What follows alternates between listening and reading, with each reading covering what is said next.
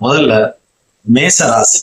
மேச ராசிக்கு குரு பகவான் உங்கள் ராசிக்கு 3ஆம் இடத்துக்கு மாறுகிறார், அதாவது பயிற்சியாகி வருகிறார். ரிஷபத்துல தனஸ்தானத்துல இருந்து குரு தைரிய வீரிய ஸ்தானத்துக்கு 3ஆம் இடத்துக்கு பயிற்சியாகி உங்களுக்கு முயற்சிகள் பலிதமாகக்கூடிய அத்தனை விஷயங்களும் இனிமேல் நடக்கும். சரிங்களா? இத்தனை நாள் தனஸ்தானத்துல இருந்தாரு, இப்ப 3ஆம் இடத்துக்கு போறாரு. தைரிய வீரிய உபஜயஸ்தானத்துக்கு போறாரு. 3ல அவர் போய் அமரும் போது அவர் தன்னுடைய 5ஆம் பார்வையால 7ஆம் இடத்தை பார்ப்பாரு.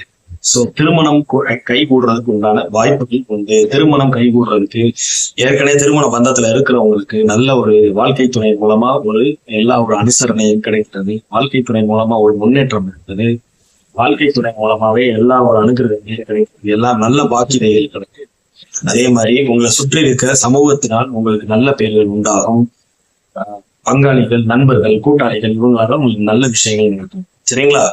இது போக அவர் 9ஆம் இடத்தை பார்ப்பாரு, 7ஆம் பார்வையாளர். 9ஆம் இடத்தை பார்க்கும்போது என்ன ஆகும்? உங்களுடைய வாக்கிதை தந்தையாதி வர்க்கத்தின் மூலமா வரக்கூடிய அனுகூலங்கள், மேல்நாட்டு பயணம், இந்த மாதிரி நிறைய விஷயங்கள் வரும். ஆன்மீக ரீதியான குருமார்களுடைய அனுசரணை, அனுக்கிரகம், உங்களுடைய வாக்கியதை அனுபவிக்க பெரிய அத்தனை விஷயங்களும் இந்த குரு பேசிகள் நடக்கிறதுக்கு வாய்ப்புகள் உண்டு. சரிங்களா? 3ஆம் இடத்துல குரு 11ஆம் இடத்துக்கு பார்ப்பாரு. அபிலாசைகளை பூர்த்தியாக்குற இடம், பராக்கிரமஸ்தானம்.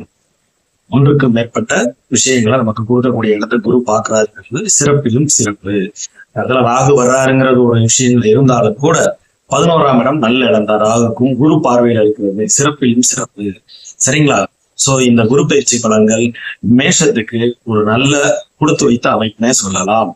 சரிங்களா? உங்களுடைய முயற்சிகள் அனைத்தும் வெற்றிகளாக மாறக்கூடிய நேரம் இந்த குரு பயிற்சி.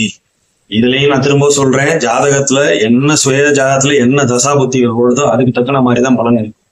சரிங்களா?